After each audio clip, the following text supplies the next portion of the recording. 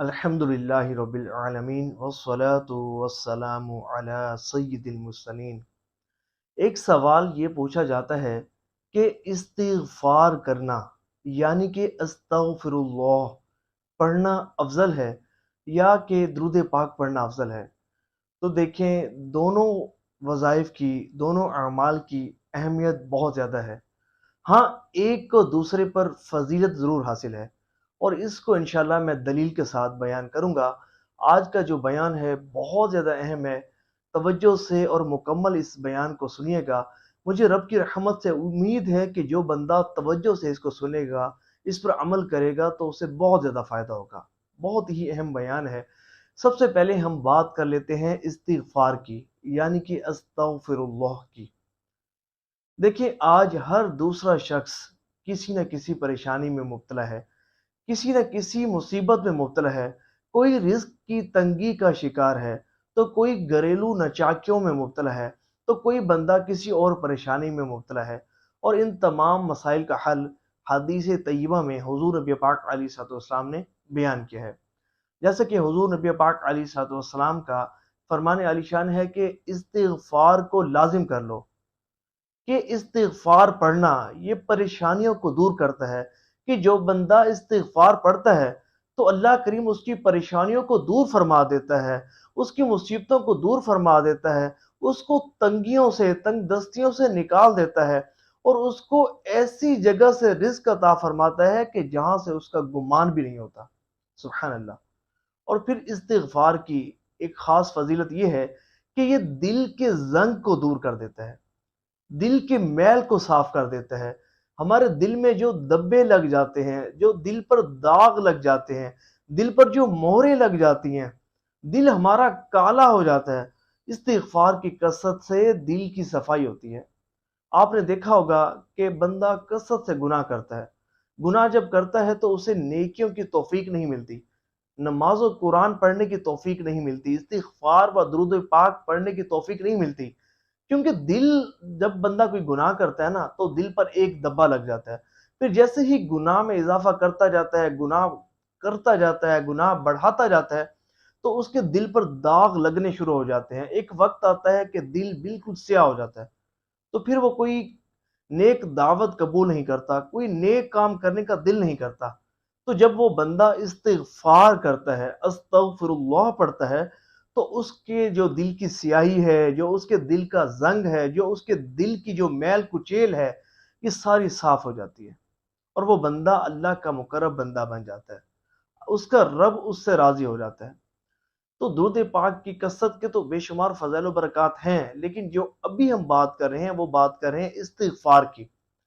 اور استغفار جب بندہ پڑھتا ہے نا، تو اللہ کریم لکھنے والے فرشتوں کو یہ فرما دیتا ہے کہ اس کے گناہ مٹا دو، اس کے گناہ بلا دیے جاتے ہیں، فرشتوں کو گناہ بلا دیے جاتے ہیں۔ پھر اللہ کریم اس بندے کے جو گناہ گار ہوتا ہے، جو گناہ کرتا ہے، اور گناہ کرنے کے بعد استغفار کرتا ہے، یعنی کہ استغفر اللہ پڑھتا ہے، تو اللہ کریم اس کے اعضاء سے بھی گناہوں کو بلا دیتا ہے۔ سبحان اللہ۔ اور پھر جہاں وہ بندہ گناہ کرتا ہے اس جگہ بھی گناہوں کے نشانات کو مٹا دیتا ہے، اور یہاں تک کہ استغفار کرنے والا جب بروز قیامت آئے گا تو اس کے نامہ اعمال میں کوئی گناہ نہیں ہوگا۔ اللہ اکبر! استغفار کی اتنی بڑی فضیلت ہے، اور خاص طور پر استغفار کرنا، استغفر اللہ پڑھنا، یہ حاجات کی تکمیل کا ذریعہ ہے۔ جیسا کہ ایک شخص حضرت امام حسن رضی اللہ تعالی عنہ کی بارگاہ میں حاضر ہوتا ہے اور عرض کرتا ہے، حضور میں اولاد کی نعمت سے محروم ہوں، مجھے اولاد کی بڑی خواہش ہے، کوئی کرم فرمائیں، شفقت فرمائیں، کوئی وظیفہ عنایت فرمائیں کہ اللہ کریم مجھے اولاد کی نعمت عطا فرمائے۔ تو حضرت امام حسن رضی اللہ تعالی عنہ نے اس شخص سے فرمایا کہ تم استغفار کرو۔ اب دیکھیں، وظیفہ دینے والے کون ہیں؟ امام حسن رضی اللہ تعالیٰ عنہ۔ آج کوئی پیر صاحب ہمیں وظیفہ دینا بڑا یقین ہوتا ہے، تو دیکھیں نواز رسول حضرت سیدنا حسن رضی اللہ تعالیٰ عنہ جب وظیفہ دیں گے تو اس وظیفے کی شان ہی نرالی ہوگی، وہ وظیفہ کتنا مجرب المجرب ہوگا۔ تو پھر جب اس شخص نے وہ وظیفہ لیا تو یقین کامل کے ساتھ استغفار 700 مرتبہ روزانہ پڑھنا شروع کر دیا۔ اچھا، ایک ہوتا ہے استغفار کرنا۔ استغفار، بعض لوگ نا استغفار پڑھنا شروع کر دیتے ہیں۔ استغفار کا مطلب ہے اللہ سے مغفرت طلب کرنا، اور استغفر اللہ اس کا مطلب یہ ہے کہ میں اللہ سے مغفرت طلب کرتا ہوں، اللہ سے معافی مانگتا ہوں۔ تو ہمیں استغفر اللہ پڑھنا چاہیے، نہ کہ استغفار کرنا چاہیے۔ یہ نہیں ہوتا، استغفار کا مطلب ہوتا ہے اللہ سے مغفرت طلب کرنا، اور اصل جو ہے وہ یہ ہے کہ استغفر اللہ پڑھا جاتا ہے کہ میں اللہ سے مغفرت طلب کر رہا ہوں۔ تو اس بندے نے استغفر اللہ 700 مرتبہ پڑھنا شروع کر دیا، یقین کامل کے ساتھ پڑھنا شروع کر دیا، اور خشوع و خضوع کے ساتھ پڑھنا شروع کر دیا۔ تو اللہ کریم نے اسے اتنا نوازا کہ 10 بیٹے عطا فرمائے۔ اب تصور کریں کہ وہ بندہ کہ جو اولاد کی نعمت سے محروم ہے، اور جب استغفار کی برکت سے اسے اللہ کریم 10 بیٹے عطا فرما دے، تو اس بندے کی خوشی کا کیا عالم ہوگا۔ دیکھیں اس شخص کو اللہ کریم نے بیٹے عطا فرمائے، 10 بیٹے عطا فرمائے، اس کی خوشی کا کیسا عالم ہوگا۔ تو استغفار کا وظیفہ ہے ہی اتنا زبردست وظیفہ کہ یہ حاجات کو پورا کرنے کا ذریعہ ہے۔ تو دیکھیں استغفار یہ ایسا زبردست وظیفہ ہے کہ یہ حاجات کی تکمیل کا ذریعہ ہے، یہ اللہ کو راضی کرنے کا ذریعہ ہے، یہ اللہ کی رحمتوں کے حصول کا ذریعہ ہے، یہ رب کو راضی کرنے کا ذریعہ ہے۔ ایک مرتبہ نا حضرت امام احمد بن حنبل رحمۃ اللہ تعالی علیہ، آپ نے سفر میں تھے تو شام ہو گئی، آپ قصبے میں تھے، آپ نے نماز پڑھی اور وہیں اسی مسجد میں قیام کا ارادہ کیا۔ تو وہاں کا جو خادم تھا اس نے کہا جناب آپ مسجد سے تشریف لے جائیں کیونکہ میں نے مسجد بند کرنی ہے۔ اب تصور کریں کہ امام احمد بن حنبل رحمۃ اللہ تعالی علیہ، آپ کا اس وقت کتنا بڑا سٹیٹس تھا، کتنا بڑا بلند مقام و مرتبہ تھا کہ آپ کی کتب پڑھی جاتی تھی، آپ کا نام بڑی تعظیم سے لیا جاتا تھا، آپ سے ایک بڑے ادب و احترام سے ملا جاتا تھا۔ لیکن امام احمد بن حنبل رحمۃ اللہ تعالی علیہ نے گوارا نہ کیا کہ اپنا میں تعارف کرواؤں۔ دیکھیں آپ کی عاجزی و انکساری دیکھیں کہ آپ کو مناسب نہ لگا کہ میں اپنا تعارف کرواؤں، آپ نے اپنا تعارف نہیں کروایا۔ اگر اس خادم کو پتہ چل جاتا کہ وقت کے امام اس مسجد میں حاضر ہے تو تصور کریں کہ وہ تو قدم بوسی شروع کر دیتا، وہ دست بوسی شروع کر دیتا۔ لیکن آپ نے اپنا تعارف نہیں کروایا۔ اس خادم نے کہا کہ جناب آپ باہر تشریف لے جائیں، میں نے مسجد بند کرنی ہے۔ خیر آپ باہر تشریف لے گئے، مسجد کے باہر سونے لگے تو اس نے وہاں سے بھی ہٹا دیا۔ تو نان بھائی ایک قریب جو نان لگانے والا، نان فروخت کرنے والا، وہ یہ منظر دیکھ رہا تھا۔ جب اس نے امام احمد بن حنبل رحمۃ اللہ تعالی علیہ کی پروقار شخصیت کو دیکھا تو اس نے عرض کیا حضور آپ میرے پاس قیام کریں۔ اسے اندازہ ہو گیا تھا کہ یہ اللہ کے نیک بندے ہیں، یہ اللہ کے نیک بندے ہیں کہ دیکھیں انہوں نے کوئی بات بھی نہیں کی، خادم نے کہا اور یہ جو ہے وہ چپ چاپ باہر تشریف لے آئے۔ تو اس نان بھائی کو یہ محسوس ہوا کہ یہ اللہ کے نیک بندے ہیں، تو انہوں نے کہا جناب کہ آپ جو ہے وہ رات میرے گھر قیام کر لیں۔ تو حضرت امام احمد بن حنبل رحمۃ اللہ تعالی علیہ نے اس نان بھائی کی بات مان لی اور اس کے گھر تشریف لے گئے۔ اچھا ایک بات جو حضرت امام احمد بن حنبل رحمۃ اللہ تعالی علیہ نے نوٹ کی وہ یہ کہ وہ جو نان بھائی تھا، نان لگانے والے تھا، نان لگانے کا، نان فروخت کرنے کا جو کاروبار کرتا تھا، وہ استغفار بہت پڑھتا تھا، یعنی کہ استغفر اللہ کی کثرت بہت کرتا تھا۔ نان لگانے والا استغفر اللہ کی آپ نے حضرت امام احمد بن حنبل رحمۃ اللہ تعالی علیہ نے ایک بات نوٹ کی کہ نان فروخت کرنے والا، نان بھائی، نان کا کام کرنے والا استغفر اللہ کی کثرت بہت کرتا تھا کہ جب وہ آٹا گوندنے بیٹھتا تو استغفر اللہ پڑھتا، کام کاج کرتے استغفار بڑا کیا کرتا تھا۔ تو صبح جب آپ کی اس نان بھائی سے ملاقات ہوئی تو آپ نے فرمایا، حضرت امام محمد بن حنبل رحمۃ اللہ تعالی علیہ نے اس نان بھائی سے فرمایا یہ بتاؤ میں نے ایک بات نوٹ کی ہے کہ تم استغفر اللہ بہت پڑھتے ہو، استغفار بہت کرتے ہو، تمہیں اس کا پھل کیا ملا ہے؟ تو اس نے عرض کیا حضور استغفار کی برکتیں تو بے شمار ہیں، مجھے بہت برکتیں ملی الحمدللہ، اللہ کی قسم کہ اس کی برکت سے کوئی ایسی حاجت نہیں کہ جو میری پوری نہ ہوئی ہو۔ ہاں کافی دنوں سے ایک خواہش دل میں مچل رہی ہے کہ کاش کہ میری امام احمد بن حنبل رحمۃ اللہ تعالی علیہ سے ملاقات ہو جاتی۔ اللہ اکبر! اب حضرت امام احمد بن حنبل رحمۃ اللہ تعالی علیہ سامنے موجود ہیں اور اس شخص کو دیکھ رہے ہیں اور فرمانے لگے کہ آؤ مجھ سے ملو، میں ہی امام احمد بن حنبل ہوں۔ اللہ اکبر، سبحان اللہ۔ آپ تصور کریں کہ اس بندے کی خوشی کا کیا عالم ہوگا۔ پھر حضرت امام احمد بن حنبل رحمۃ اللہ تعالی علیہ نے اس سے فرمایا کہ دیکھو استغفار کی برکت، دیکھو کہ تمہارا استغفار کرنا تمہارے رب کو اتنا پسند آیا کہ دیکھو میں تمہارے دروازے تک پہنچ گیا ہوں، تمہارے گھر تک پہنچ گیا ہوں۔ تو استغفار کی فضیلت بے شمار ہے۔ جو بندہ استغفار کو وظیفہ بنا لیتا ہے تو اللہ تعالیٰ اسے ہر پریشانی سے نجات عطا فرماتا ہے، ہر مصیبت سے نجات عطا فرماتا ہے، ہر طرح کی تنگی سے اسے نجات عطا فرماتا ہے، اور اسے ایسی جگہ سے رزق عطا فرماتا ہے کہ بندے کا گمان بھی نہیں ہوتا۔ اور خود حضور نبی پاک علیہ الصلوۃ والسلام کا فرمان عالی شان ہے، قسم کھا کر ارشاد فرمایا خدا کی قسم میں دن میں 70 مرتبہ سے زائد مرتبہ استغفار کرتا ہوں، استغفر اللہ پڑھتا ہوں۔ اے عاشقان رسول، غور کریں کہ ہمارے حضور نبی پاک علیہ الصلوۃ والسلام معصوم ہیں، گناہوں سے پاک ہیں، بخشے بخشائے ہیں، وہ استغفار کر رہے ہیں۔ ہمیں تو بہت زیادہ حاجت ہے استغفار کرنے کی، تو اللہ کریم ہمیں بھی استغفار کرنے کی توفیق عطا فرمائے۔ ایک تسبیح استغفار کی اپنے ورد میں ضرور رکھا کریں، اور کوشش کیا کریں کہ مغرب سے پہلے استغفار ضرور کیا کریں کہ نامہ اعمال اس وقت کلوز ہو رہا ہوتا ہے، تو جو آخری لمحات ہیں وہ استغفار کرتے ہوئے، اللہ تعالیٰ سے معافی مانگتے ہوئے، اللہ کریم سے مغفرت طلب کرتے ہوئے گزریں۔ اور جب بھی درود پاک پڑھنے لگیں تو اس سے پہلے ایک تسبیح استغفر اللہ کی پڑھ لیا کریں، اس کی آپ کو بڑی برکتیں ملیں گی۔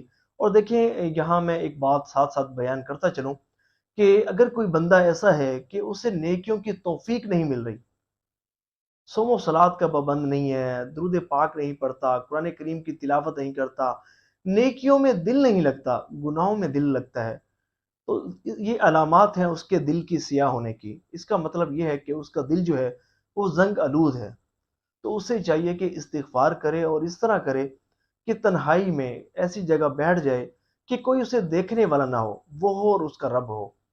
تو 2 رکعت نماز نفل کے پڑھے، اور حاجت کے اس میں یہ نیت کرے کہ اللہ کریم اس کی برکت سے میرے گناہ معاف فرمائے اور مجھے نیکیوں کی توفیق عطا فرمائے۔ اور اس کے بعد ہو سکے تو 1000 مرتبہ استغفار پڑھے، یا کم از کم ایک تسبیح استغفار کی اس طرح پڑھے کہ اپنے گناہوں کو ذہن میں رکھ کر، اور اللہ کریم کی رحمتوں کو ذہن میں رکھ کر کہ اللہ کریم نے مجھے اتنا عطا فرمایا، یہ بھی عطا فرمایا، صحت بھی دی، رزق بھی دیا، مال بھی دیا، یہ نعمت بھی دی، وہ نعمت بھی دی، اور میں جو ہے وہ اللہ تعالیٰ کی کتنی نافرمانیوں میں اپنی زندگی گزار رہا ہوں، اپنے رب کو ناراض کر رہا ہوں، اپنے سارے گناہوں کو ذہن میں رکھتے ہوئے اور ایک رونے والی شکل بنا کر آپ جو ہے وہ استغفار کریں۔ تو جب اس طرح استغفار کریں گے تو اس کی بڑی برکتیں ملیں گی۔ آنکھ سے آنسو بہیں گے انشاءاللہ، وہ آنسو جو ہے وہ آپ کے گناہوں کو دھو ڈالیں گے، آپ کے گناہوں کی مغفرت کا ذریعہ بنیں گے۔ تو ایک تسبیح استغفار کی کم از کم اوراد و وظائف میں ضرور دن بھر میں ہونی چاہیے۔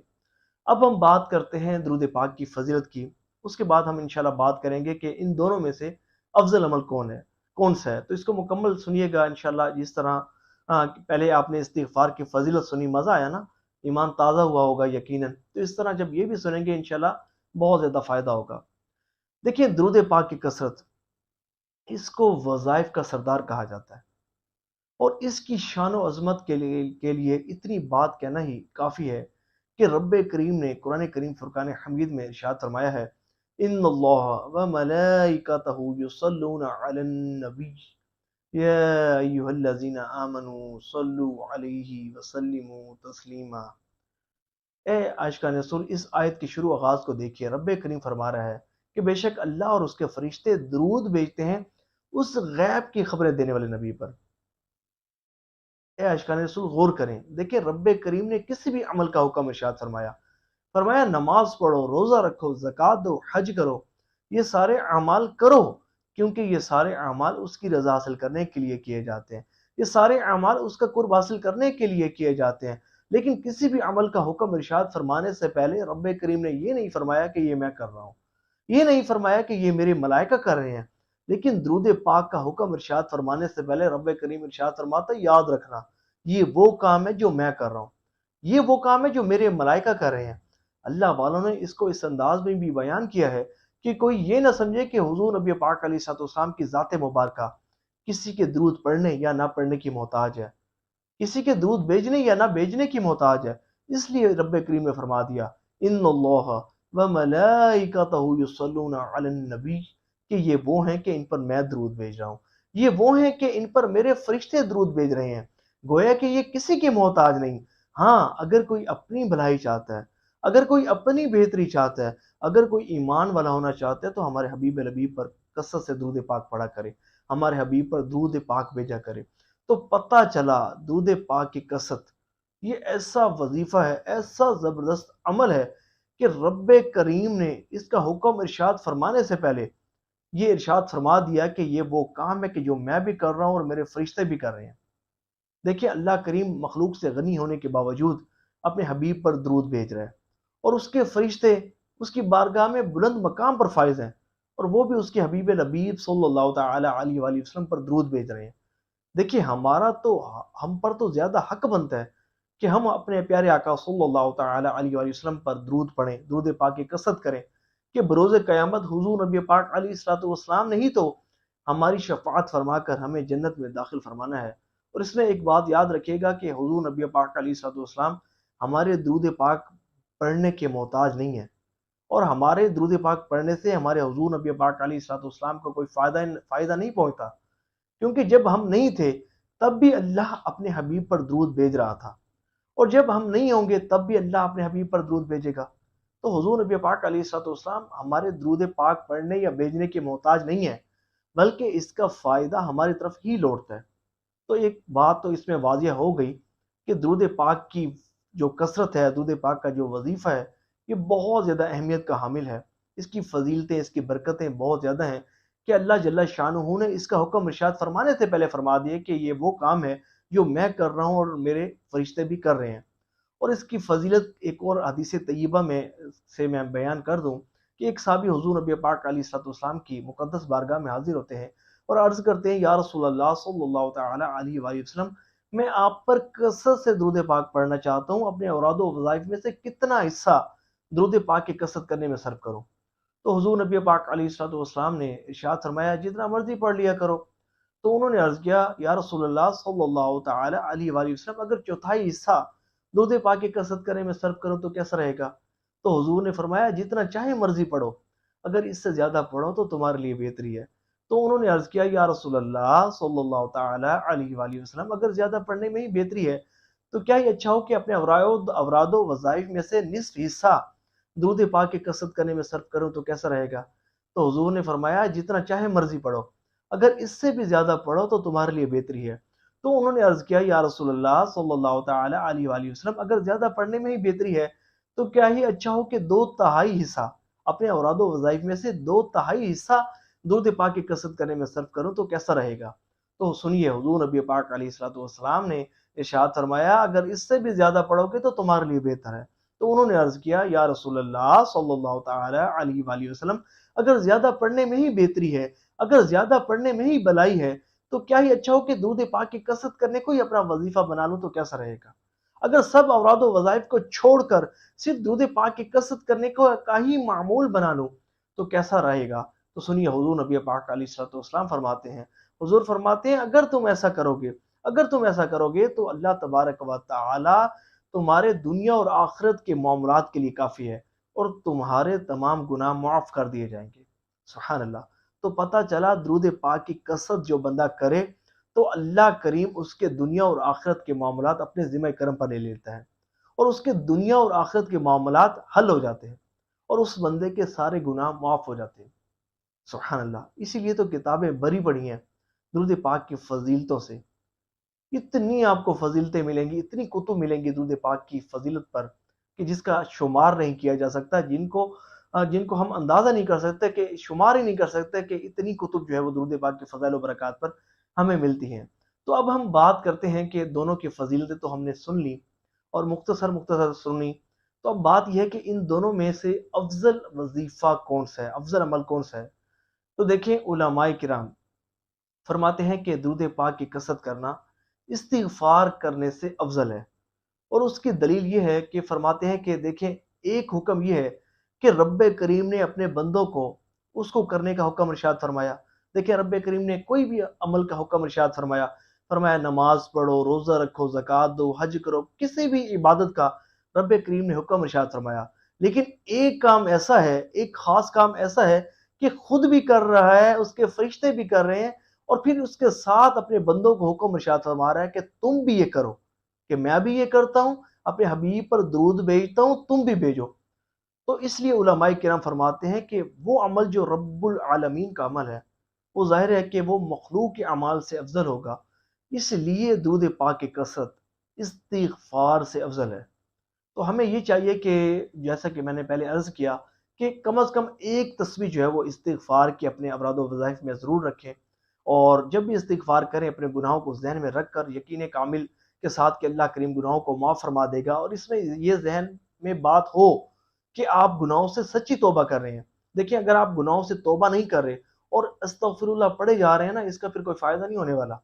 پہلے گناہوں سے سچی توبہ آپ کے ذہن میں ہو کہ دیکھیں آپ تو اللہ تعالیٰ سے معافی مانگ رہے ہیں نا، معافی کس چیز کی مانگ رہے ہیں؟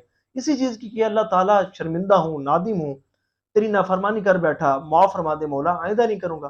اب آپ یہ عرض کر رہے ہیں رب کریم کی بارگاہ میں، اور دل میں یہ ہے کہ نہیں میں یہ گناہ کروں گا بھی صحیح. تو یہ استغفار کرنا نہیں ہے. استغفار اس طرح کریں کہ نیت دل میں سچی ہو کہ آئندہ میں گناہ نہیں کروں گا، اس طرح استغفار کریں.